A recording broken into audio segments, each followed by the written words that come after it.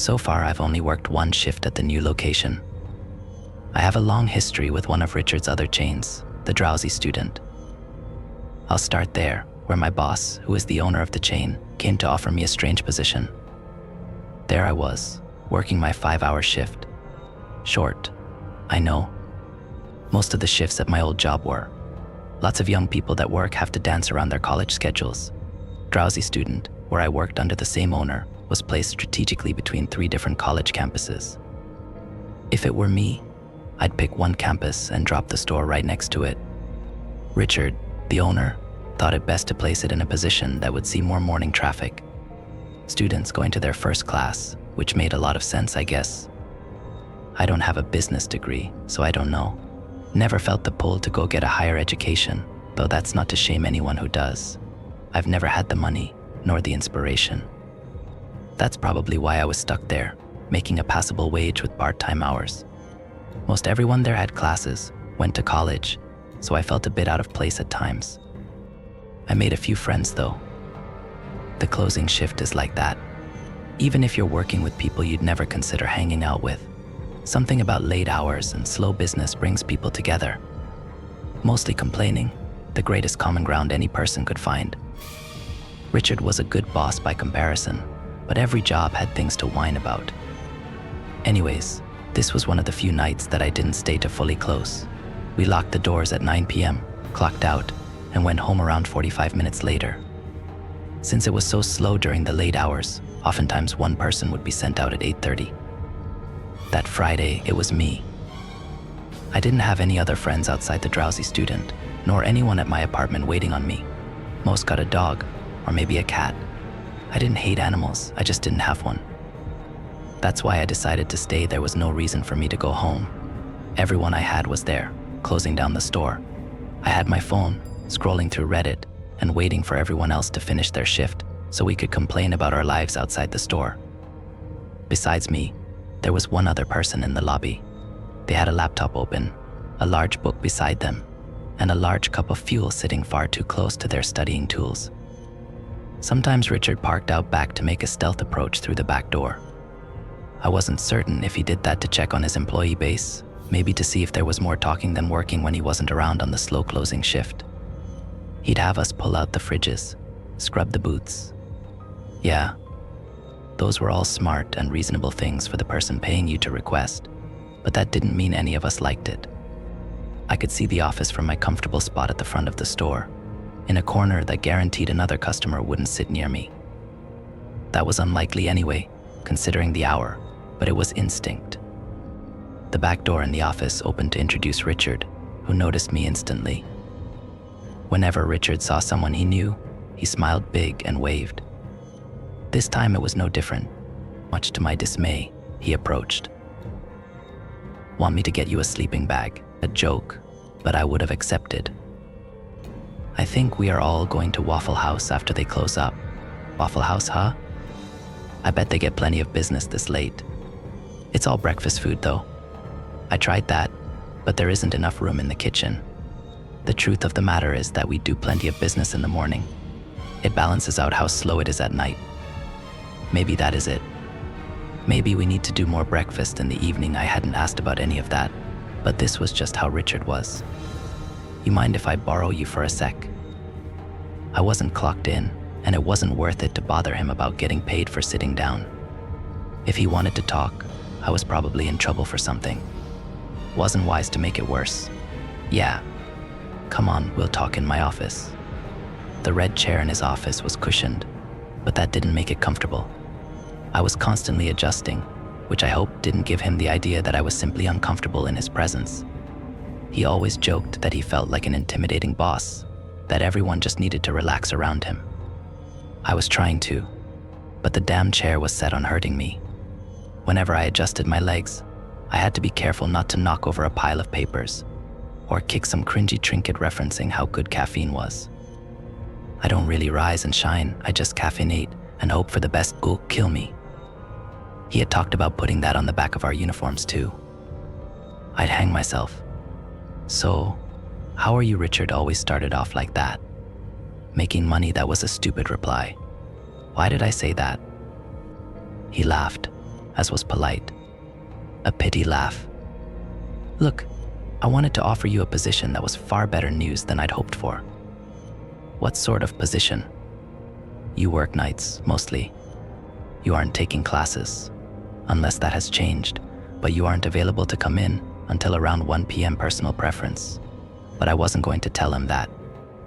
If you were able to come in even later, stay into the night, would you? I get the feeling you are a night owl.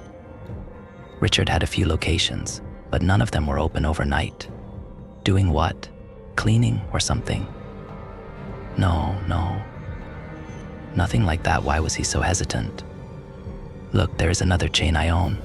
Not really a chain, I guess, since there is only one of them. Would a drive up by Rose Hill be too far for you? If it meant an overnight shift and more hours, it didn't matter. Not at all.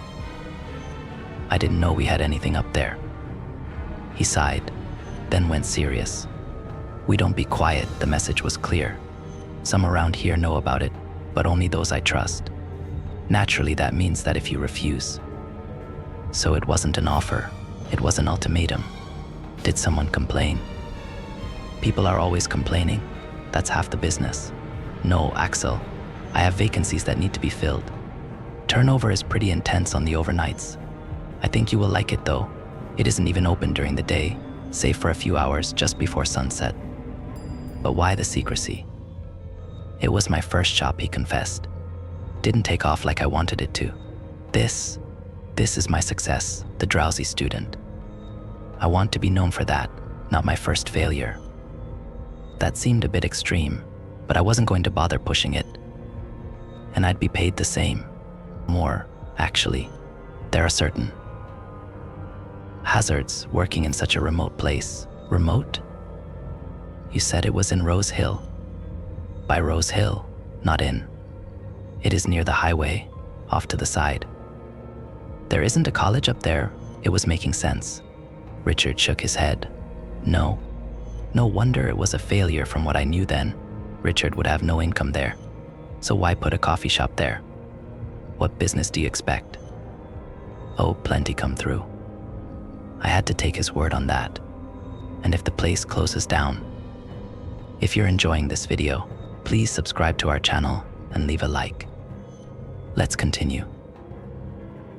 Richard laughed at that, a real laugh. Then I'd be in big trouble. It won't though. But if it eases your mind, you will have a place here. What do you say? It really didn't take that long for me to come to a decision. If what Richard was offering was real, then it was truly the greatest offer I could have hoped for. I shrugged and told him that I accepted, then asked when I would be able to start this new dream position. Monday, please. That is perfect then. Let me get you a packet. Then he spun in his chair to tear at the disorganized mess that was his desk. Finally, he found a manila folder.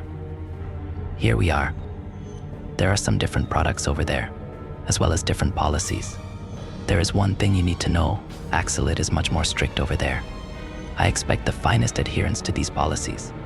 If I have to let you go, I won't be putting you back here. That was fair. You can trust me considering it would be completely dead at this other shop. I wasn't really concerned about policies or procedures. I planned to give it a read regardless. What is it called? The store. Richard stood and straightened his polo. The Drowsy Spectre. You can see where this store's title was inspired. I won't be there Monday, but Celine will. She's the manager and is there nearly every night. She'll show you the ropes. He went for the back door. I expect a survivor, Axel. That was a weird thing to say. Coffee shops weren't known for killing people. I learned, however, that next morning was a Saturday, and I happened to be off. That gave me 2 days to prepare, to read up on the papers that Richard had provided. It was a joke, or I had at least thought so at the time. Things like do not, under any circumstances, buy candles from the lady by the lake. When running trash, answer any question she asks honestly. Or when the Hartman comes in, her order must be completed in 2 minutes. Otherwise, hide in the freezer. Richard had an odd sense of humor, so I didn't think much of it. Important things, like arrive 30 minutes before opening and do not unlock the door until opening at 7 p.m. And if you hear knocking at the back door, don't answer unless it's only 5 raps. Made sense. Considering the obscure location, Monday came. The shop was just outside of Rose Hill, which was already a country sort of town. Again, I was shocked at the placement of the business. It was 20 minutes out of Rose Hill, which meant the likelihood of anyone making the journey to the Drowsy Spectre was very small. When I arrived, I found that the store was in surprisingly good condition. Considering how long it must have been open for it to be Richard's first business, and the lack of revenue it must produce, it should have been in pieces.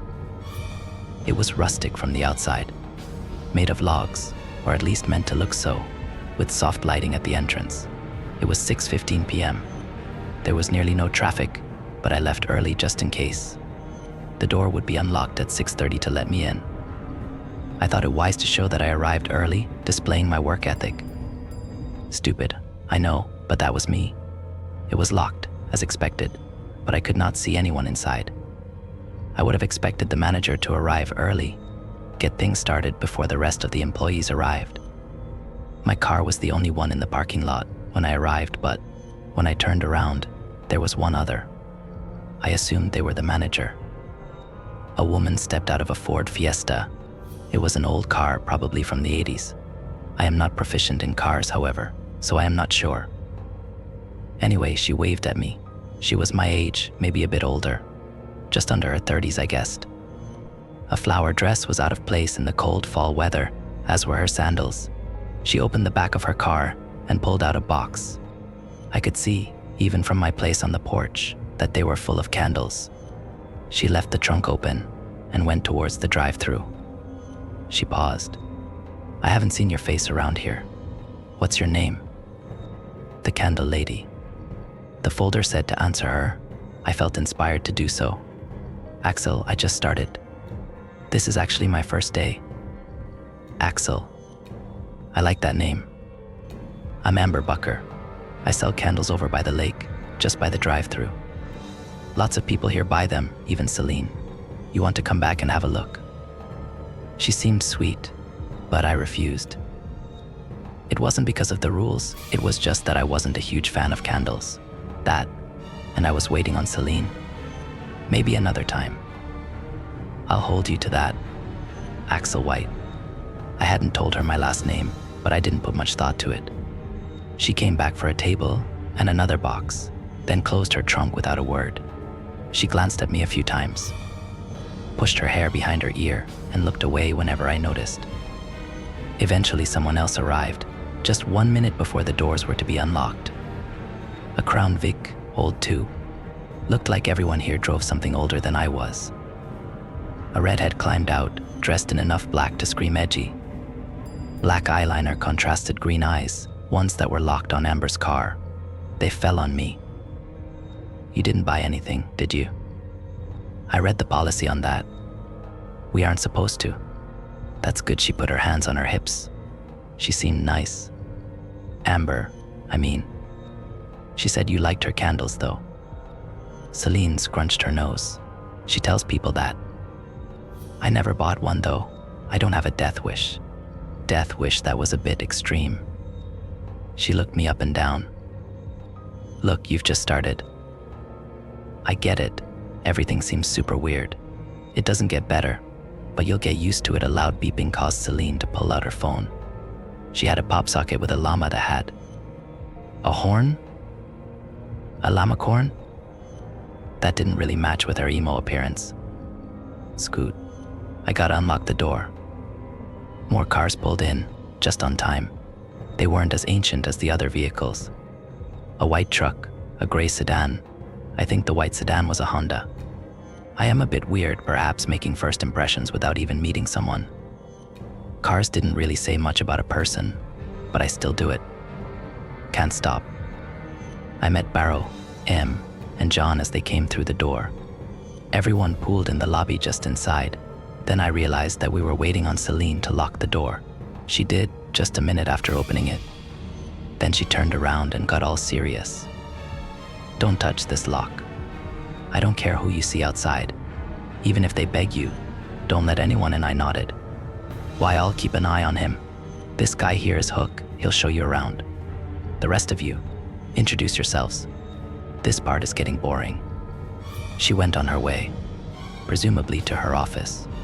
Hook sighed and rolled his eyes before taking the lead. "Barrow, nice to meet you." He had a well-kept goatee, and when he shook my hand, a firm grip. I was certain I'd get along with him. "Why'd she call you Hook?" Glaring in the direction of the office, Barrow answered. "She's got nicknames for everyone. Lots of turnover here, makes it easier for her to remember everyone. When we met, she thought my beard looked a bit like..." He trailed off, but I got it. "A pirate." Yeah, Barrow was quick to change the subject. He introduced a blonde girl who awkwardly stuck out a small arm as he spoke. "This is Em." "Hi. Hope you don't." "Not yet," Barrow cut her off. "This is John." "Hey man, my father always told me you could measure a man by a handshake." I don't know if I believe that, but John wiggled more than shook. He seemed the youngest, but he had an energy I liked. Shouldn't have said yes to Richard, just saying. "Did you all come from the other locations?" Pretty much him nodded. "Barrow and I have been here the longest. John here started with his brother, who you are replacing. He quit." They glanced at Barrow, who seemed to be the leader in the group. You could say that. It was an odd response, but it was clear that was all I was going to get. Overnights aren't for everyone, I guess. "Oh, he liked overnights. That wasn't it." Barrow waved an arm. "Let me show you around." "I assume Richard gave you the folder with our policies." I nodded. Policy is a fancy word. It doesn't really have the weight that it should. Rules is a better one. They are rules and breaking them could get you fired. Or worse. Or worse. "Yeah, don't worry about that just yet. What do you remember?" Before I could answer, he waved an arm. "Actually, I'll just tell you. Easier to learn visually, right?" I learned by experience, so he was right. "Sure." He brought me behind the counter. The others followed. "This is the drive-through. The rules aren't really numbered, but we will call this number 1 because it really is the least of them. Don't open the window unless there's a customer in a car. One fellow comes around sometimes, and he is mostly harmless, unless you go outside with him. We call him Tall Ben. He'll try to talk you into climbing out the window, and it honestly isn't worth the trouble of getting rid of him. Just don't open the window, unless someone is in a car." That was a bit odd, but we were in a secluded spot. Who knows how many weirdos came around. Rule 2, we'll call it. There is a blonde lady that comes in. We call her Hartman. She has a stupid drink she orders every time. It's got to be done in 2 minutes. The list says to hide in the freezer if you don't, but most times you can just cover your ears. She screams, very loudly. Next is the back door. Tall Ben, sometimes someone else will knock and get you to open it. Don't. If it is someone important, it'll be 5 knocks. Good, you did read them. Next is Tom. He'll come in and bother any female employee. If none are working, he will leave. It is on us to make sure we warn them if he shows up. He'll try to get pictures, and if he does, that is very bad for them. He is a creep, Em added. But yeah, we go to the bathroom or something. He leaves eventually. There are some other situational ones that we can go over once they come up. Last 2, though, are the most important. Don't unlock the door before 7 p.m. and do not buy candles from Amber. That one is super important. Why not? Don't worry about that. You'll be fired on the spot, no questions asked. Do not buy anything from her, but make sure to answer her questions. If you don't, she will tell us. You'll be fired. What, that was entirely ridiculous. Is she Richard's daughter or something? Sure, Barrow shrugged. Hook, Celine shouted from her office. Lights are out. They weren't. I could see just fine. I could see the light coming from the edge of the office door, too. There was a light switch outside the door, and Barrow flipped it. Nothing happened, but Celine did step out afterwards. Thanks, she offered, then went back inside. Barrow turned to me. Situational. Just flip the switch if she says that. The light was on, though. Don't worry about that. 7 p.m. came around. Celine checked up with me, made sure I was prepared for the shift. Someone was waiting outside the door. They had a hoodie on. I couldn't see their face as the setting sun offered little light. They left just before 7, being just out of sight when Celine unlocked the doors. We're open, she stared out into the parking lot. And she's here already. That was fast. A massive van pulled in. Black, fit for maybe 18 people. It took up nearly 4 parking spaces, mostly because the one driving it didn't know how to park the beast. Out came a blonde woman, eyes fiercely locked on the front door. "Let us handle Hartman." "Just watch, and you'll pick it up," Barrow waved him over. "Come by the register. I know you worked at Drowsy Student, but it is a bit different here." I obliged just as Hartman pushed open the door. She sighed long when she entered, but she seemed like a normal woman. Hartman approached the counter and gave EM a fake smile. She made an act of looking at the menu on the wall behind him, but Barrow made clear that she was a long-time regular. Wouldn't she already know what was on it? "Do you have heavy cream?" Hartman asked. "Still don't. I don't think Richard is able to sell it before it spoils." She scoffed. "Well, I will take a large, hot latte." "Brave. Do you have honey?" EM nodded. "I can put honey in it. Yeah, that'll be it." As soon as she said this, Barrow hit a button. I leaned over and realized it was a timer. Ing quickly wrote down the order on a cup and let Barrow get to work. Barrow had already steamed the milk and had 2 shots of espresso ready, so the drink was done in seconds. There was no need for the timer. Barrow put the drink on the counter to his left and called for Hartman. "Thank you," she took it, sipped, and found it acceptable. "Thanks then," she left. Well, that was lucky. You never know when Hartman will come in. She is entirely random. Good first time for you though. Sometimes it is during a rush. One time, Diguire Barrow hesitated. Well, he added hard the first time. Someone else came in, then another. Lots of strange people, but more than I had expected. Odd accents, weird clothes, and even stranger orders. John was back in the kitchen. Barrow told me that was his usual station. He came up front when he had no orders, which was often. A sandwich that was just meat. Meat for bread, meat for... well, meat. Meat instead of lettuce and tomato. John brought out a moldy piece of bread and I was going to stop him, but the customer saw the mold and grinned before offering an oddly sexual thanks. I met Tall Ben too. He isn't. Right. Meeting him made me realize that there was something unnatural around the drowsy specter. Ben was a lanky giant. There was no other way to put it. He was 3 or 4 times my height, and sure, I am not that tall, but no one is that tall. I say I met him, but I really only saw him outside the window. He waved, but I didn't open the window. I would have assumed he was on stilts or something, but his head was too big. His whole body was stretched, hands big enough to pick me up if he wanted to eat me. "What does he want?" I asked. Barrow hadn't noticed him. "Probably to eat you, just like I guessed." Nice not opening the window. Is that mistake made often? Like I said, lots of turnover. I was certain there had to be an explanation for Ben's stature.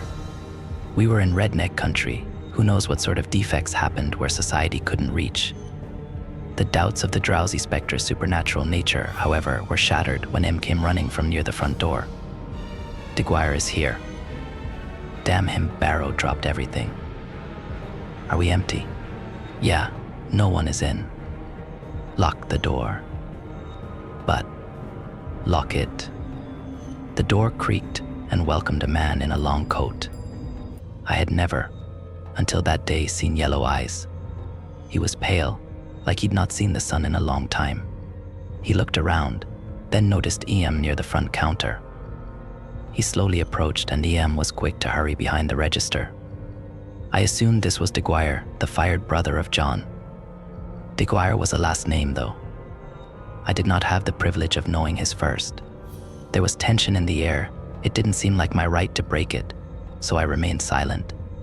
Did the lights dim? I think they did. Changed your mind, he asked. You know it is the right thing to do. Get out, Dwyer Barrow held a shot glass in his hand, prepared to turn it into a dangerous projectile. Dwyer stared for a moment. You don't have anyone finally, he noticed me. You are here to replace me, right? Don't answer him, Axel. You'll take my place. I didn't speak, but Barrow reinforced his command. Don't speak to him. One of you, Dwyer raised his voice. Take my place. The lights shattered, raining sparks and glass. I protected my eyes and face, as did the others. Celine had exited her office, a crucifix in her hand. Get out, Dwyer, she held it out to him. Get out. He averted his gaze. Celine, please. You know me. We all did. Dwyer John stood by the kitchen. You're gone. It isn't fair, he begged. It isn't. I could see tall Ben outside the glass windows that made up the front of the store. He seemed genuinely interested in the drama. Get out, Celine demanded.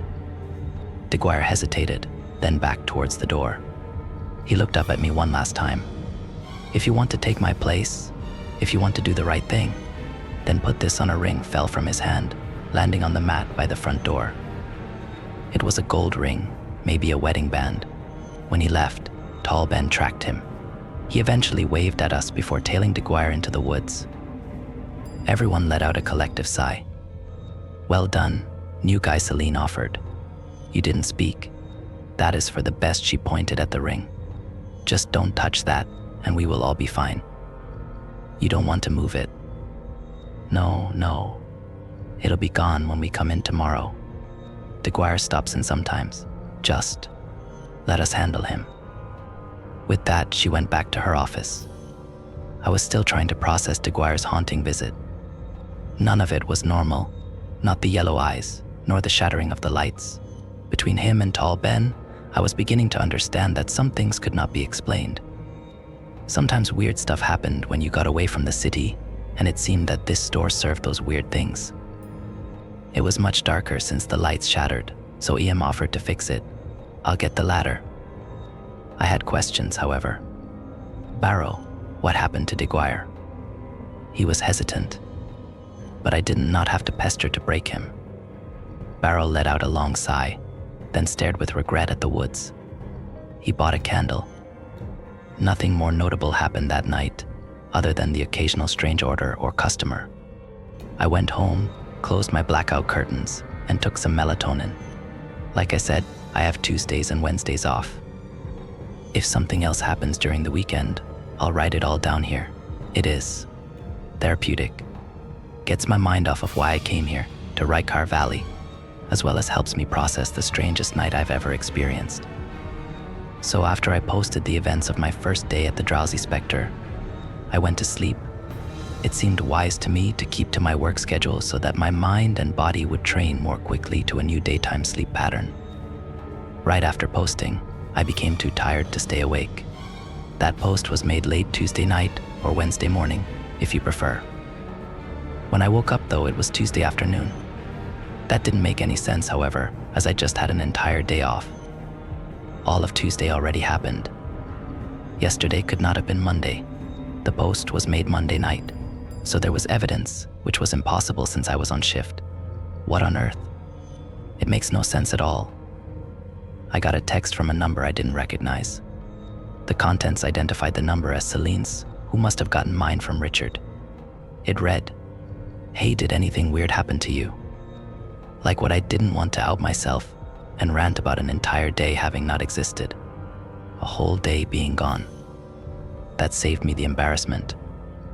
Yeah, sort of. Same for everyone working Monday night. Richard is going to call you. None of her texts had punctuation at the end. I was halfway through a text when the call came in. Celine's text suggested that Richard might have some sort of answer, or at least have something to say about the strange experience. "Hey Axel. How are you?" He did not sound happy. Not very good, but I wasn't going to say that. "Good, thanks. You?" Good. "Hey, so Celine said the first day went well. That is good. There seems to be an issue, however. What day was yesterday? I didn't want to get in trouble, so I answered with what I knew. Tuesday. That's what the rest of last night's shift said. Yesterday was Monday, and it turns out the store didn't open at all on Monday, and I have some angry customers making complaints. But don't worry about that right now. Listen, Axel, I got a question for you. You saw some stuff last night on your shift, stuff that shouldn't be real, are you? Normal, that was a weird question, but he explained. Like, are you a human, I mean? How is someone supposed to answer that? Apparently my hesitation was answer enough. Yeah, sorry I asked that. You must have caught on by now, I hope, that there are some things that come in that aren't people. Not normal people, at least. I just had to check. Have you hired any non-humans? Listen, I might need you to come in Wednesday night. Question dodged, or better yet, completely ignored. Someone called in sick, and I need a fresh pair of eyes on the Wednesday shift. When people get used to a place, used to people, they stop noticing the flaws. Maybe a dirty corner doesn't catch their attention because it's been dirty for a while. You get me? I guess not really. I'd be happy to take the shift. Well, I need you to take a look at the store with unbiased eyes. Tell me if you see anything strange, something that stands out so badly that anyone with a brain should be able to spot it. Can you do that for me? So, use my eyes? Yeah, I can do that for you. Great, great. Anyways, let me know what you see and give me a call around 9 p.m. I'll handle the rest. Handle the drowsy specter was weird, but Richard was weirder. Yes, sir. Before he could hang up, I had to ask. Richard, what happened to my Tuesday? Listen, don't worry about that. I'll figure it out. Yes, sir. Thanks. All right, bye. In a way, that was sort of his catchphrase. He always ended calls the same way. Anyway, I found this entire situation worth mentioning. I did some research about lost time and could only find stories of alien abduction. Look, I'm being forced to believe in the supernatural, but that doesn't mean aliens are real too. I wasn't abducted. I am certain of it, and I'm sure aliens would have been mentioned in the new hire packet if they were hanging around. No, something else happened, and I can't find anything about it. I'll try to make a post this weekend about Wednesday's shift, assuming I don't get killed. Maybe I'm lazy, but I don't feel like writing on Thanksgiving. Do I have plans? No, unless you count Waffle House. Thank God for the skeleton crew. I was about to post this, but wanted to get some water before giving it a once-over. The front door to my apartment has a large window on top. I could have sworn I saw a face looking at me, one that darted away as soon as I saw it. Only, I was on the second floor. The balcony outside looked over the parking lot, and that face was too far away to be on the balcony. Crap, that was Tall Ben, wasn't it? The rules said nothing about him coming to my house. I went to the window next to the door and peeked out. The apartment complex is shaped like a large L, taking a turn to my left and going straight ahead. It was him. I could see his lanky, tall form hiding behind the other end of the complex. There were people down there in the parking lot that paid him no mind at all. He knew I could see him. I was certain of this when he waved at me. He waved at me. Then, as if we were old pals, he pointed a thumb at a park down the street.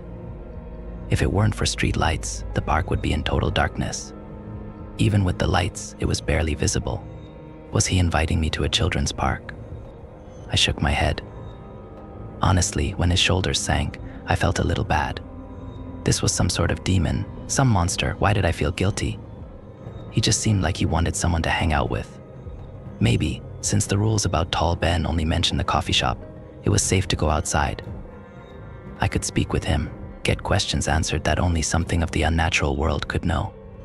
This was an opportunity, a trade. I could give him the socialization he needed, while I'd get answers to my many questions about anything cryptid. Something wasn't right. I wasn't thinking for myself. I was being pulled. No, inspired, that is a better word. Thinking about it now, it was incredibly foolish to open the door. It would be even more stupid if I would have stepped out. Thankfully, my mind returned to me the moment I saw tall Ben right outside my door, leaning against the balcony, ready to do who knows what to me the moment I stepped outside. He looked so eager, so hungry? I couldn't tell. Maybe he wanted to eat me, or maybe he was just really excited to spend time with someone. I lifted a foot, and thankfully his widening eyes forced my foot back down. I am not that stupid, even when someone else is in my head, but it should be safe to talk to him, assuming I don't go outside, right? Who are you? I'm Ben, man. You know me.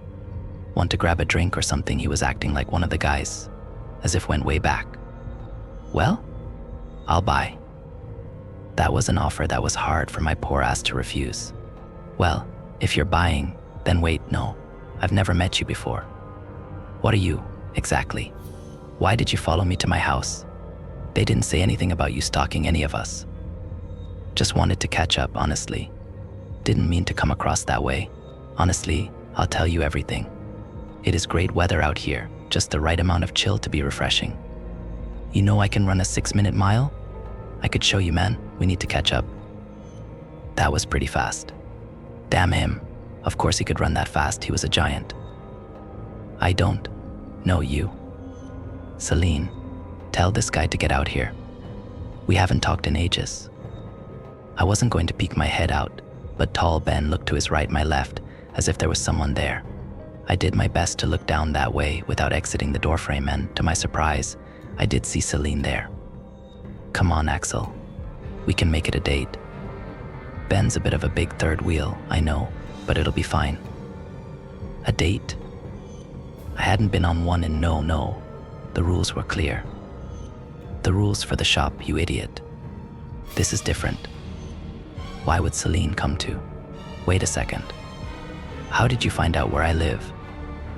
I just asked Richard. Of course. Richard doesn't know. I didn't put down my real address on my application that was true. Thankfully, Richard didn't verify it. Why did I do that? A story for another time. Celine relaxed, losing all expression, then slowly deflated. She poured, like putty, underneath the balcony railing and vanished completely. That was very high on my list of the most terrifying and grossest things I have ever seen. Worth a try, tall Ben sighed. That was disgusting. Just come outside, man. Why would I do that? I don't know. Come on, it could be fun. Yeah, I am going to bed. I began to close the door. I expected some sort of protest, some new scheme to get me to step out, but all he did was wave an arm and say lame. So yeah, that happened. I wouldn't have taken the job if I knew that some monster was going to harass me at my own apartment. Richard should have told me, warned me, said something about the nature of the drowsy specter. Celine, Barrow, someone could have warned me. I didn't break any rules on my first shift, although it seems as if my first shift never really happened. I don't know how any of this works. What I am certain of, however, is that I will be getting some answers from Barrow or Celine on Wednesday. Whatever answers I get, they'll be written here. I wanted to explain some things in more detail to you all. First, I do not work Tuesdays or Wednesdays, unless specifically requested to by management, such as this Wednesday. Work days are 10-hour shifts. We do not leave the store until it is time to close. I asked what would happen if we did, and no one was sure, but EM suggested that tall Ben would probably take advantage of the situation. I go in at 7 p.m. We lock up at 5:00 a.m. That was the shift I was getting used to, the overnights that Richard promised. For whatever reason, Monday's mystery resulted in a change of plans. Richard wants us to open earlier. He was incredibly specific about the time that the store needed to be opened, no earlier than 7 p.m., but now he wants to push back our hours to 5 p.m. That means a 12-hour shift, not including breaks. That also means I get a flex day off. I honestly find the idea tempting. It didn't matter what I thought about it, however, as Richard's decision was final. Celine told me that he was not happy about the situation on Monday. She tried to explain that we did work on Monday, a full shift, but that didn't matter. He isn't being unreasonable, though, she explained on my Wednesday shift. You have to know the ins and outs of this weird place to understand why he makes those decisions. Do I agree with him? Maybe not. It is his store. So, if you want to keep working here, you'll have to accept the new hours. Celine was already in the parking lot when I arrived. She was leaning against her car, observing Amber unload her boxes of candles. When I got out, Amber called me by name and waved. This time, she didn't offer me anything, nor ask any questions. She got her stuff, disappeared around the building, and presumably set up her little shop. You told her your name. The packet said to answer her questions. Touché. Is that dangerous? Listen, even I am not entirely sure what Candle Lady is. She sells extremely dangerous candles. She has rules. Like any supernatural being, I hadn't realized she was supernatural, but it made sense with the whole candle thing. The name thing, with them having power, is usually a fae thing. She isn't a fae, I would know. I don't think she cares about human names. She bothers customers too. She bothers everyone that might be able to buy a candle. Drive-through menu lets everyone know that we do not endorse Amber's sales and are not responsible for whatever happens, should someone approach her. I got there early again, by 15 minutes. That's 4:15 on the new shift. With Tall Ben having followed me home, I was itching to get out of the apartment and around people who knew how to deal with him. Anyone who read my last post is aware that Celine was there with Tall Ben, or at least her likeness. I assumed that it was only a lure to get me to step out, but one of you suggested that it might have actually been Celine who led Tall Ben to my place. Did I have something to do with why Monday went wrong? Was Tall Ben tied to it? I wanted to ask her, but I held warnings to heart. You said to keep my mouth shut about it, and considering how new I am at dealing with the supernatural, I am going to listen. We small talked, but the time to clock on was coming quickly. It was 4:22. The Wednesday crew is a bit different. Little John won't be in the kitchen. You'll be meeting Johnny today. One thing to note, you are the only one with any fixed days off. Lucky, if you ask me. Did she mean Jonathan? Barrow had mentioned him on Monday. Why do I get a special shift? We already have someone like you on Tuesday and Wednesday. Someone like me. She smiled. Johnny. I'll be the judge of that, I quipped. Cars were pulling in, so I would be making that judgment soon.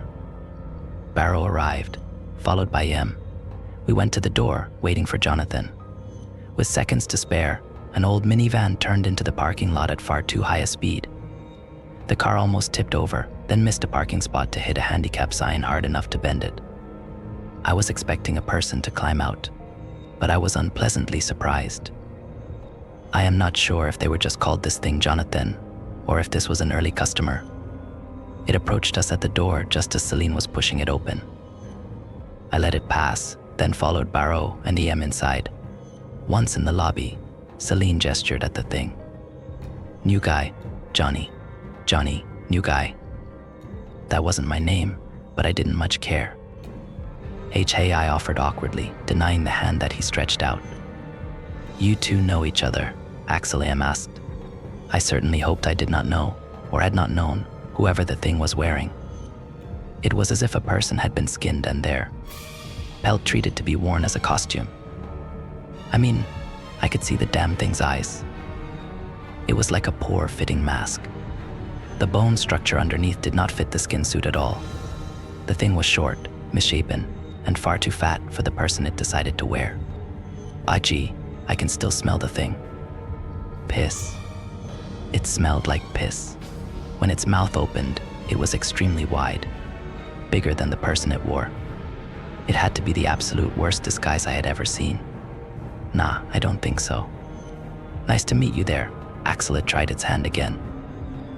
Now I try not to be insensitive.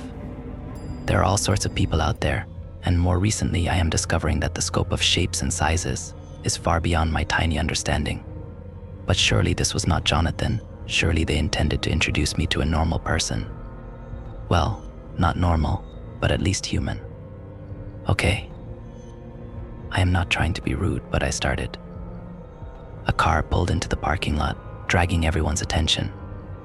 I only looked briefly, but was quickly grabbed by the Jonathan. Listen, Bubbitt's voice changed completely. Instead of passing as a chain-smoking person, it now sounded like a toad learned English.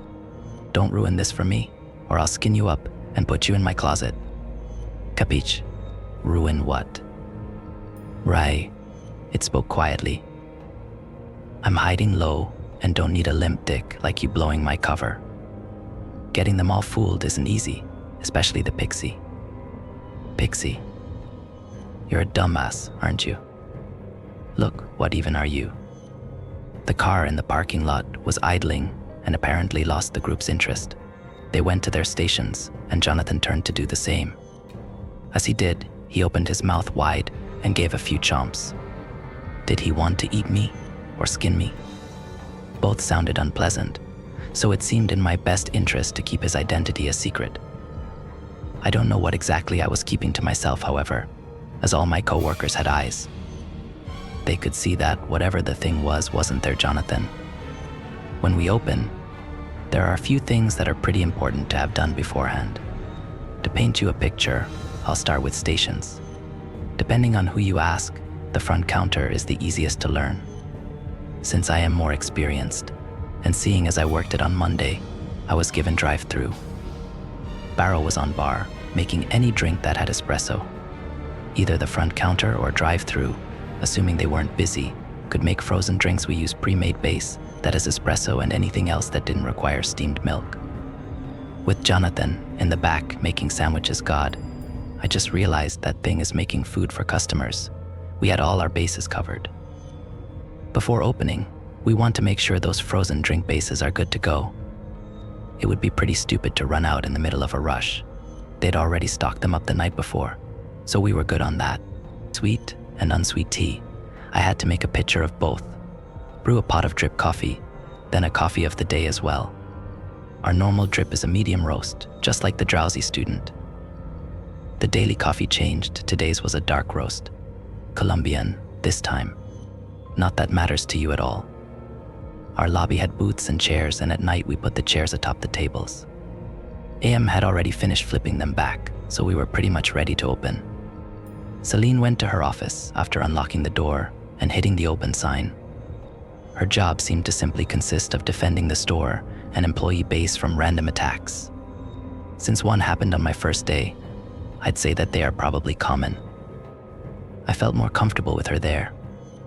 As long as I followed the rules, she would see to the rest. That car was still outside. Though once Celine informed the supernatural world that we were open, a man stepped out. A tan coat, short hair, beard. Something about his jawline, his nose, his eyes. This was a thinking man.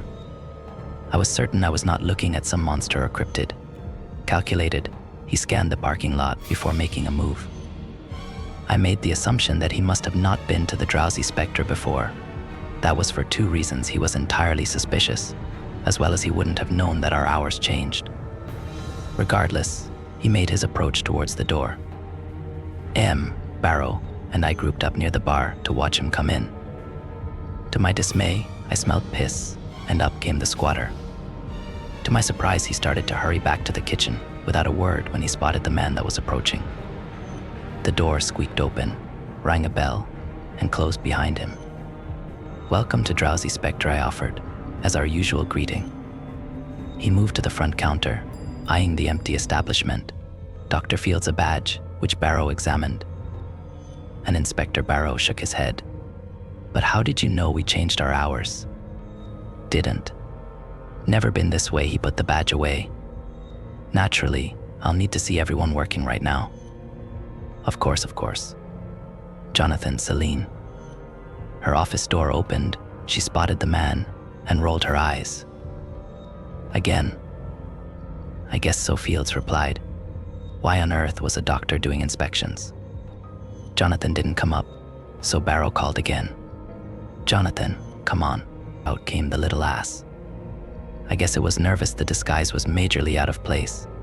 Only one eye hole was lined up right, the nose was down by its mouth, and one leg was rolled up to its knee. How the hell was anyone falling for that? Still, Celine, Barrow, and EM stood with Jonathan, as if nothing at all was amiss. "And your names?" Barrow introduced everyone. "Looking for somebody. not your usual suspect. He's been breaking some rules, been a real pain in the ass to track down. Was he an inspector or a detective? Stopped at a few places like this. Almost had him at a little gas station. Who is he? Barrow asked. Intrigued. Bilgoth. A goblin. You said he broke some rules. Sure, Dr. Fields shrugged. Whatever. Seen him. We haven't seen a goblin. But of course, I don't know if I would recognize one. They make pretty good disguises, EM replied. I glanced over at the goblin, who had to be Bilgoth. She couldn't be serious. That was the worst. Ah, never mind. Anyway, Dr. Fields grinned at him as if she'd said something funny. You wouldn't. Oh, you aren't hiding it very well. Ames shrugged. Well, that's your opinion, mister. Doctor, he turned to me. And have you seen anything strange? Anything noteworthy? I just started. Even better, Dr. Fields waited expectantly. And I glanced at Bilgoth. Look, I wasn't certain if he had killed Jonathan. And if I am honest, the poor thing did look absolutely terrified. That, and Dr. Fields was kind of being a dick. No, sir. Aside from normal stuff. Normal again. He chuckled. Normal, he moved towards the door. I'll be keeping my eye on things. Got a few other places I want to look with his left hand. He flicked a card. I couldn't help but be impressed when it landed right on the front counter, next to the register. Call me if you see Bilgoth. Be seeing ya. With that, he left them to their work. Thankfully, no one else had come in. Hardman was nowhere to be seen. It appeared that even supernatural forces weren't magically aware of the new hours. Of course, Barrow did say she isn't consistent. I turned to Bilgoth. Okay, I saved your ass, and you stink worse than a rest stop bathroom. You owe me some explanation. My co-workers were taken aback. Hey, don't talk to Jonathan like that, EM came to his defense. Axel, calm down, man. Barrow too. Celine, however, was suspicious. What do you mean? Bilgoth leaned forward and sneered. I don't owe you shit. Oh, maybe I should tell Dr. Fields that. No, Bilgoth begged as I moved towards the counter. No, not that. Care to explain? New guy Celine wasn't patient. I mean, seriously, guys. He's a goblin. Jonathan is a goblin, or I guess a goblin is wearing Jonathan. EM burst with laughter. No, you're joking. I would know that. Okay, first, he is a goblin. Second, why do you keep saying that? Her laughing slowed, and she glanced at Barrow. No reason. Barrow hadn't said anything.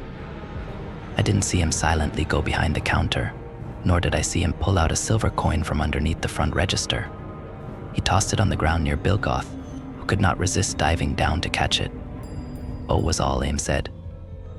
Yeah, that's a goblin. Barrow crossed his arms. A goblin wearing one of our co-workers. Bilgoth, silver coin in hand, realized he'd been caught. Joke's out, huh? Celine rubbed the bridge of her nose. What? How did you? You didn't look like that before. What can I say? I am a master of my craft, he bowed. So what about Johnny? Did you kill him? He turned on me. What? No, I didn't kill no one. Goblins ain't about killing people, then we'd have no one to mess with. Nah, I found the bloke in the woods. He'd been there a day or two. So you decided to wear him? Barrow relaxed a bit. That was your master plan. That shitter Fields was on my ass. So yeah, best plan I could think of. But goblins don't wear human disguises. Besides, I would or should have spotted you. Bilgoth looked up at him. Yeah, you should have. Losing your senses a bit, being around all these normies. But if it was that easy to spot you, why didn't Dr. Fields have a silver coin or something? It only made sense. If I was hunting something that loved silver that much, it would be incredibly easy. That seems like common sense. You asked the good questions, kid. My best bet. He can't go near silver. Tells ya he ain't human neither. Bilgoth right in the eye holes of his costume. So, what do you say? Can I be Jonathan for a bit? Now Now, before gang up against me, think about it, Jonathan is dead. Who's gonna make ya sandwiches and shit? I can do that, and no one will bat an eye because I'll be in the back. You need me. We don't need you, Celine snapped. But she sighed and nodded. But we do need someone in the kitchen, and it is too late to call another employee in. So sure, why not? Yippee, the goblin jumped, a hand in the air. There was no way. You're serious? He's not. Human Celine crossed her arms. And what's wrong with that? Well, for starters, he is wearing our dead coworker. Celine hesitated. Why, yeah, that is kinda bad, I guess. Plus, he isn't a human. He's still a person, not a normal person. She didn't like that. And if I were to tell you that you were the only normal person working, well, that wasn't true. Barrow and AM were people. I only doubt Celine's humanity because of Tuesday night. You aren't. Normal, look, I know you guys said to be careful, but it was the perfect chance to get some answers. But she walked away. So yeah, I should have listened to you guys. I lifted my eyes to Barrow and AM. What does she mean? He nodded at AM, who stood next to him. Us, what they looked normal. I'm M started. She's a pixie, Barrow answered for her. I didn't need your help, mister. No, pixies were small. I know the media gets folklore wrong a lot, but surely they didn't just look like normal people. Yeah, AM was short, but not very short. What? Is this some sort of hazing? They were serious. Come on, you can't convince me that pixies aren't, like, tiny flying people. I took a giant potion, AM stated, matter of fact. I looked her up and down. You're short. She crossed her arms. That wasn't very nice. And you? I asked Barrow. Yeah, I don't think you're ready for that one, he chuckled. Get a few weeks under your belt, and we can touch that one. Okay. I'll be honest. I didn't like that answer, but what am I supposed to do? As the shift went on, it eventually got dark. We were never busy, but there were just enough people trickling in to keep me attentive. In between tasks, when no one was in the store, Barrow and AM would tell stories about their time at the café. Those would make interesting posts, so I will certainly bring them up later. Something I am learning is that there is a difference between humans and people. AM was a person, Barrow was a person.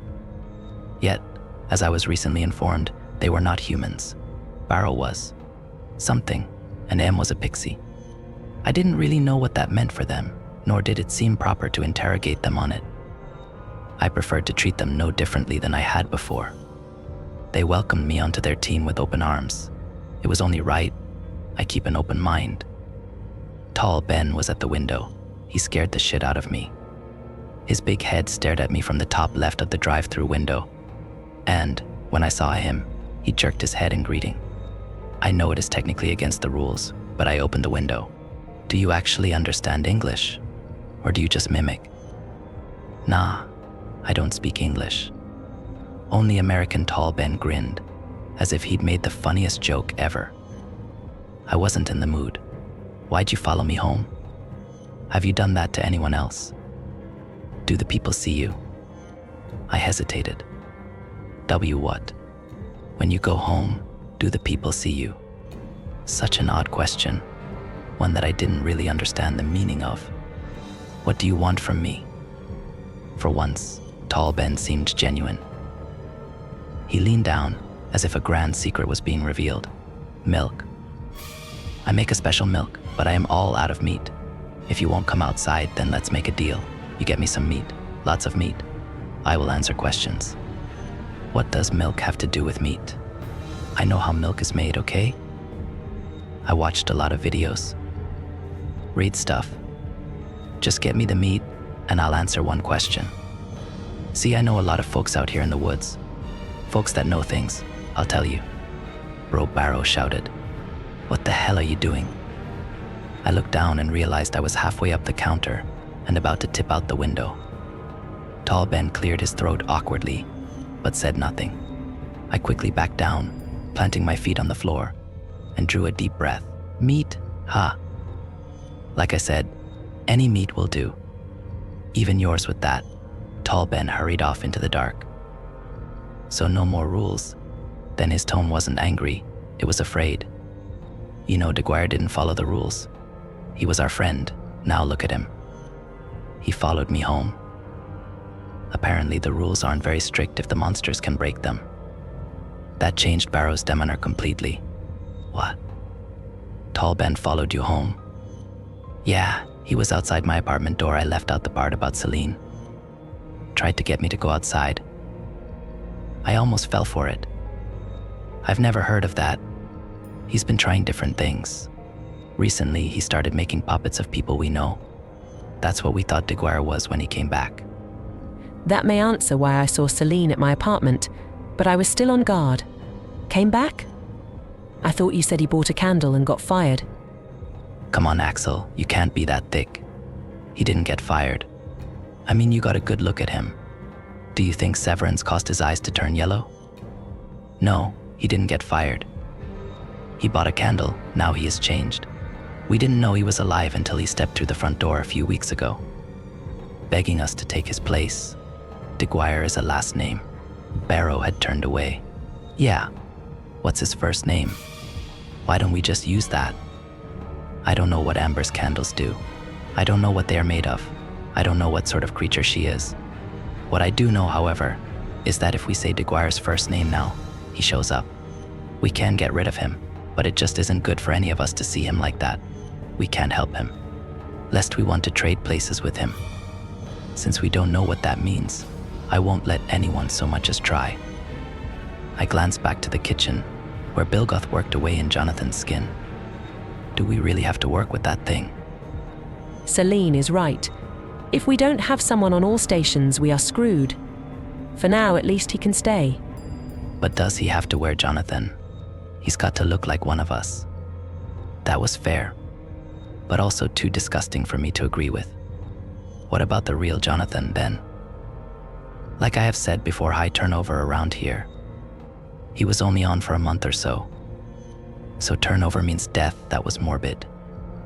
Not always EM had a customer, so Barrow went to the espresso bar.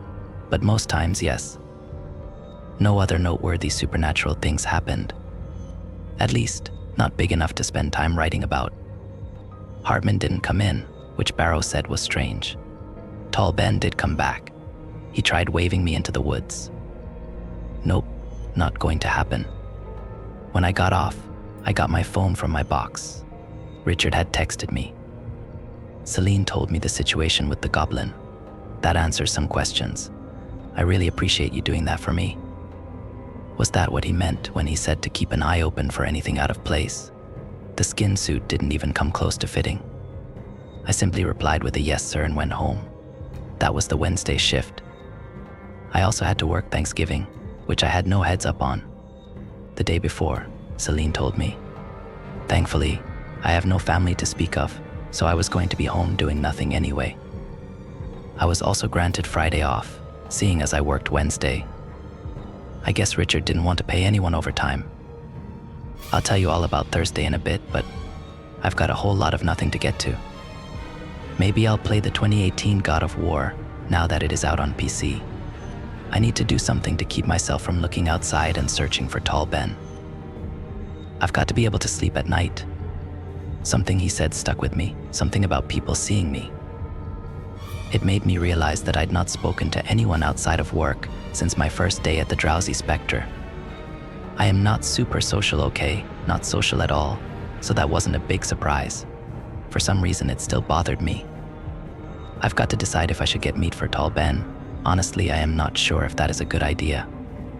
I want some answers, but is it worth it? I don't know. Anyway, I'll try to get back to y'all in a few days. Hope Thanksgiving went well. And if you see a goblin in a skin suit, maybe don't let it know that you know. I'm pretty sure Bilgoth would have done good on his threat if everyone else wasn't there. Where to start? Bilgoth worked a few more shifts. Our customers don't seem to mind him. I think the rest of the team forgot he was a goblin again. For some reason, thankfully, I am not affected by whatever magic he has used on the rest of the staff. I can think of no reason as to why, but Bilgoth seems to resent me for it. By resent, I mean hate. I am the unstable variable in his plan by just existing, that plan being hiding from Dr. Fields. Tall Ben doesn't see him as meat, I guess, because he pays the goblin no mind when he goes out back for a smoke break. Yeah, the goblin smokes a pipe. If he becomes a problem, I have a plan. There is an important detail that he is not aware of, and that is the written rule list. The ever-growing spoken rules that you learn on the job can't be hidden from Bilgoth, but he never saw the new hire papers. That is an advantage I plan to both keep to myself and save for a bad day when I get too tired of smelling garbage for 12 hours. I learned that the reason Tall Ben followed me home was because I technically never left, in a way. It is all so confusing, so I will explain to you what Richard told all of us at the store meeting. I'll make another post about what happened during the 5 days. I carpooled with Celine. If I wasn't with her, I would never have actually gone to the address that Richard provided. It was out of town, in a rural part of Rykar Valley. To help you picture things, Rykar Valley had one city and a town, Rose Hill and Rykar. Rykar sat at the very southern end of the valley, only a few minutes' drive to a larger city. Rose Hill was to the north of Rykar and was a dot by comparison. The rest of the sprawling valley is untamed woods and the occasional farm. So when I saw the address was far outside Rykar and in a wooded country, I was obviously nervous. No, I don't think Richard would murder me or something. But maybe? I don't know. Anyway, we pulled up to a cabin. No one else was there, save for Richard obviously. His white truck sat in a long, dirt driveway. I noted that it was nearly 4:30 when we arrived. Em and Barrow arrived together. I had to repress cheering when I noticed that Bilgoth had not gotten the message, seeing as he had no phone. The goblin in a Jonathan costume would not be attending the meeting. It was then that a new car pulled in, belonging to someone I had not met yet. A young woman stepped out, one that I assumed was human. I know, she's probably a lizard person or something. She ran up to him and Barrow, a big smile on her face, then spotted me. "We've not met." "I'm Evangel." She stuck out her hand. I shook it. "What days do you work then?" She glanced at Em and Barrow. How much does he know? Her whispering was completely ineffective at masking her words. Enough, Barrow shrugged. "Only Saturdays, sometimes on Tuesday. They need a human working there every day, after all." "Ha, again." She looked to Barrow. "You said he knew." Barrow held out a hand towards the front door. "It is 4:30. Was this meeting held to the same standards as the café? It would seem so, as Celine unlocked the door with a key and held open the door for each of us to enter. Still no sign of the goblin. Inside, the cabin was normal. Nothing noteworthy, nothing unnatural. A fireplace already burned near where Richard waited for them. He had 2 recliners, a couch, and a wooden chair. Obviously, he sat in one of the recliners, rocking slightly near the warm fire. I sat on the couch, as did Evangel and Em. Barrow sat on the wooden chair, unfazed by the clear lack of comfort it provided. John relaxed on the bricks of the fireplace. When they were all seated, Richard spun his recliner around. "We've got a problem. Everyone. Axel, you're new, so some of what I say might not make much sense. Hell, it might be new information to all of you. What each of you probably know by now is that Jonathan is dead. Bilgoth, the goblin, did not kill him. Goblins don't kill. They torture mentally. Then again, goblins don't really wear people. Anyway, we did not catch it in time. Some of you know this, some not, but the drowsy spectre requires a specific balance of employees. Each of you knows what you are. Until recently, we had 2 humans working on shift. That is required. For 2 weeks now. Jonathan has been replaced by Bilgoth. None of you could possibly understand the damage this has caused me, save for Celine. No one replied, allowing him to go on. The drowsy spectre does more than just serve coffee. When the balance is off, things go wrong. I worked at the shop when DeGuire went missing for this very reason. Because Bilgoth isn't human, the balance is off. That's why some of you had an extra Monday. It is also why you were all stuck for an entire week. I'll get to that. I promise. But Jonathan, Bilgoth didn't work Monday. Richard glanced at me. He didn't have to. The damage was already done. There was no way for him to know, but that doesn't matter to me. Bilgoth has been taken care of. So everything is fine. Hopeful as ever, was immediately shut down. No, nothing is. Richard adjusted. The damage he did cannot be reversed. None of you, save Celine, know enough about Rykar Valley as a whole to understand the café. Not even you, Barrow. Then he hesitated. Look, I know this won't sound convenient to everyone, but I have a proposal. I need to know that things won't get worse at the shop. I've procured some apartments near the Drowsy Spectre, ones that I can attest to the safety of. I will personally pay to have the humans among us stay there. That's Axel, John, and Evangel. That was completely absurd. No disrespect, Richard, but we are working at a coffee shop. Even if it is a haunted one, surely you can't be doing enough business to afford to pay for housing for the three of us. Celine laughed at that, but Richard gestured to stop her. I can afford it, Axel. I promise you that. You'll be but a minute from work, and if you think about it, you'll be making more because you won't be paying rent. It wasn't much of a choice to me. All I would need to do is see the place, but even if it wasn't the best, I would have accepted. Living that close to work was a dream, and I'd seen that the Drowsy Spectre got enough business to stay open. I valued my privacy, sure, which is why I didn't put my real address on my application. But I would be willing to trade that for such a great deal. Tall Ben knew where I lived now, after all, and the chance to change that was appealing. I don't know if he is still able to follow me home now that we've solved the missing days issue. I'd still sleep better, even if it was placebo. I'll let you three think about that. Next, there is the matter of the missing week. That and Monday. As you know, we pushed back our hours to 5 p.m. I had to do that since we weren't open on Monday. I can't do the same thing with the 5 days you were trapped. Celine, you know what that means. More rules, she sighed. Exactly. I'm sorry, I am lost. I was. How was any of this our fault? He was adding new rules because we got trapped. Richard leaned forward. We have the balance of humans and other things to keep new entities from latching onto my cafe. It is a sort of seal, if you will. One I designed a long time ago. Without it, the cafe is just a place that serves espresso to the supernatural. With it, the cafe becomes a shield that holds it all back from the rest of Rykar Valley. That doesn't explain what happened to us, though. I went back to my apartment. I left the shop. How can any of that affect me when I am not even there? Because it isn't just the cafe. Tell me before now, had you ever been on that side of Rose Hill or that neck of Rykar Valley? I hadn't, but he seemed to already know this. The wilderness beyond the cafe, down that old road behind the shop, is all part of it. Tall Ben, Tom, Hartman, even Amber, I think. Most of our customers, too. Whatever is causing it, the rift that brings forth creatures from beyond wants to expand.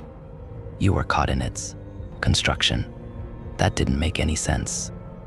Fortunately, Celine explained it better. The reason we don't leave during work hours isn't because of Tall Ben or any of the other cryptids out there. It is because we won't be leaving to our own world. Think of it as a pocket of our own world, only entirely incomplete. When we drove home, we mapped it out and expanded the reach of the things that live in the woods. All because the ritual was messed up. We were missing a vital piece, Johnny. So we were in a pocket dimension for a whole week. Yeah, pretty much. Time doesn't work the same in all places, especially realms that don't follow normal rules. Normally, leaving on time ensures you get back where you are supposed to be, Richard began. But since the ritual never really started, then all the rules you already followed don't mean anything. Look, there are 2 reasons I offered the apartments. 1, because I want to make sure everyone is as safe as they can be. I can't protect anyone in their own homes. 2nd, to make sure Rykar's curse doesn't spread to the city. It already plagues Rose Hill from time to time. If no one lives in the city, it will have a harder time reaching it. We aren't safe at home anymore. I already knew that, seeing as Tall Ben paid me a visit. So, Even if we were to quit, we'd be haunted too. A liability. Clearly, that made Richard nervous. Look, I never intended this. I have a process that hasn't failed me yet. It worked, everything worked, then Dan had to. Richard instantly realized what he'd done. A knock at the door, then another with more power behind it. No one moved until the third round of knocking came, then a voice. "Why don't you let us in, Ricky?" It wasn't a deep voice, nor an aggressive one. If it hadn't been for the looks on everyone's faces, I would have thought them to be his parents, irritated at being left out in the cold. Still, even after it spoke, no one moved. "It'd be best for you to open the door, Ricky. You've always taken the easy way." Richard glanced at us, making a clear don't say anything face, then moved to the door. Before he opened it, he gave us one last look to keep us still and quiet, then turned the latch. On the other side was DeGuire, but he was not alone. Someone behind him pushed DeGuire inside, then stepped through the threshold. A man of ebony skin, hair black as the night outside, and golden eyes. When he smiled, I was nearly blinded by the whiteness of his teeth. Perfect teeth. Mind you, their new guest was dressed in a fine suit, no tie, with a necklace that hung to his chest. It held a triangle pendant with a T through it, cutting into 3 sections. It pointed downward and caught my attention because I'd seen it before. That, however, I will explain later. Rakar Richard stepped back to let him in fully. "What are you doing here?" "You called my boy Dan, didn't you? It's only polite that I see him along.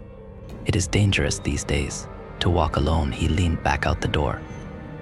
"Amber, get in here. Let these fine folks see your wares." "Amber Bucker?" Sure enough, the candle lady stepped through the door with a box of, well, candles. "Everyone, let's get comfortable. We've a long talk and lots to settle." When Richard hesitated, Rykar stuck out an arm towards the recliner. "Take a seat, I insist. No one's going to buy a candle," Richard stated as he obeyed Rykar's command. Rykar smiled. "Oh no, they aren't for sale. Call it." A demonstration Amber was placing candles from her box with a gentle smile on her face. She caressed my cheek as she passed me. For some reason, that soured Celine's face. "I understand your little ritual got mixed up. Goblins are tricky." He approached Evangel, then shooed her out of the recliner across from Richard. "We're friends, right, Ricky?" Seeing how that is, I can't help but feel your frustration about the shitty little goblin. Tell you what, make a deal with me, and I'll add a little bonus to it. I'll see to it that the little shit is punished beyond your satisfaction. How's that sound? What would either of us want from each other? Well, until today, nothing at all, aside from one another's untimely demise, I assume. I think you're on schedule to do that first." However, he chuckled and glanced at the room to see if anyone else would do the same. Tough crowd. Anyway, it might come as a surprise to you, but I rather like the spot we are in. That cafe brings just the right kind of people my way and gives Amber plenty of exposure. "You've done nothing but try to tear down everything I do," Richard countered. "So forgive me if I doubt you." DeGuire, whose first name I am assuming is Dan, stood near the door. He had only glares for the staff of the drowsy specter, but it appeared Rykar had him healed like a good dog. Those same yellow eyes poured both hate and what I saw as longing at everyone in the room. What happened to him? I am not certain I will get those answers soon. That is true, but if my master wakes up, then the fun is over. He will wake up, that is certain, but we might as well delay it and enjoy ourselves. Look, I want to keep doing what I am doing. If the god of ochre awakens, it'll be all work for me. I don't want that. You don't want that. Let's strike a deal. In what way would I benefit? Don't close the shop and run. I know you've been thinking about it, with all the stress and all. If you close it, Richard, I'll only be forced to get back to work. Do you know anything about the god of ochre, huh? I doubt it. He would not be good news for you. Not for anyone. What is in it for you? I'll leave you alone. Your cabin, your big house, your family. All safe. Out of my reach, he reached out a hand, which lit up in yellow flames. You have my word. That was both a threat and a promise and ultimatum, one that Richard would not be able to refuse. All I have to do is keep running the place. Just as you have been. I'm not the one doing the expanding, so I can't help with that. I'm just along for the ride.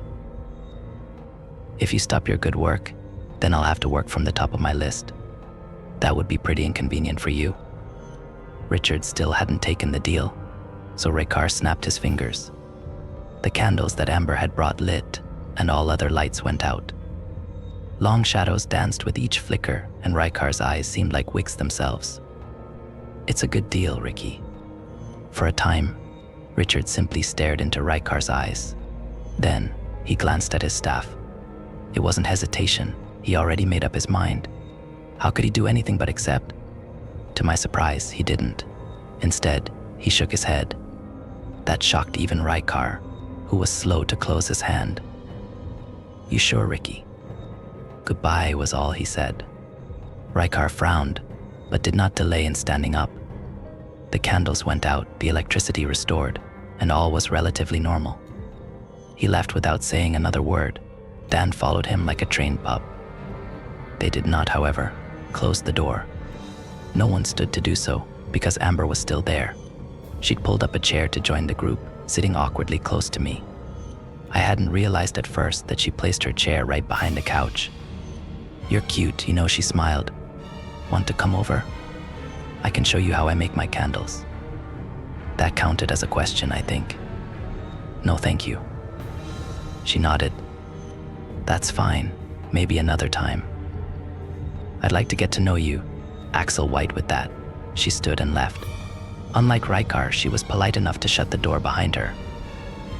The cabin itself seemed to let out a sigh when the door clicked. That was my fault, everyone. I am very sorry. Celine wasn't quick to forgive. That was a pretty stupid slip-up. You had me worried with Raykar, letting him go on like that. I genuinely wanted to hear what deal he was cooking up.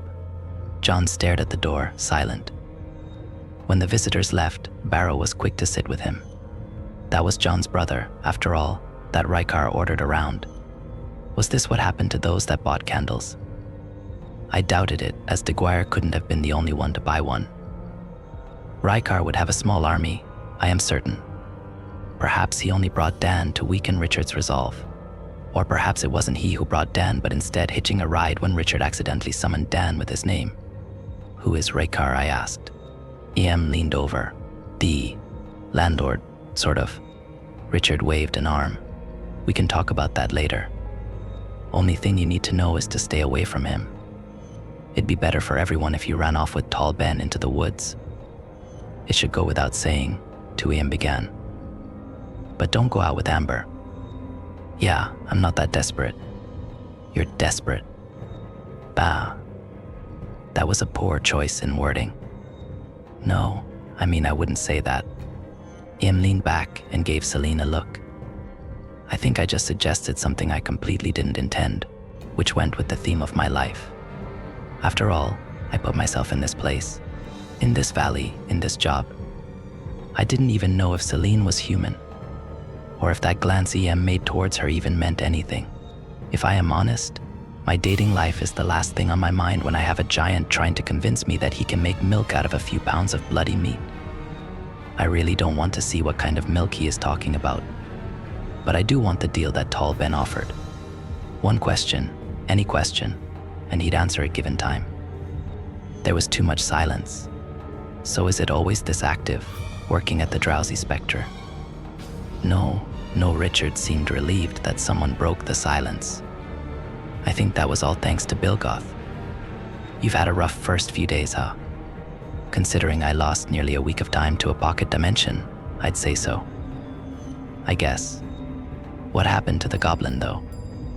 Don't you worry about that. And so I didn't. At least for the moment. I did plan on writing down some of the highlights of what happened on the 5 days I was trapped in the valley's curse, but if I am honest, nothing major really happened. It did explain why Richard hadn't come to the shop to take care of the goblin earlier, however he couldn't, because we weren't there. The entire shop had been gone until it just popped back up. If I had a family to go home to, If I had anyone that mattered in my life, then I'd have been livid.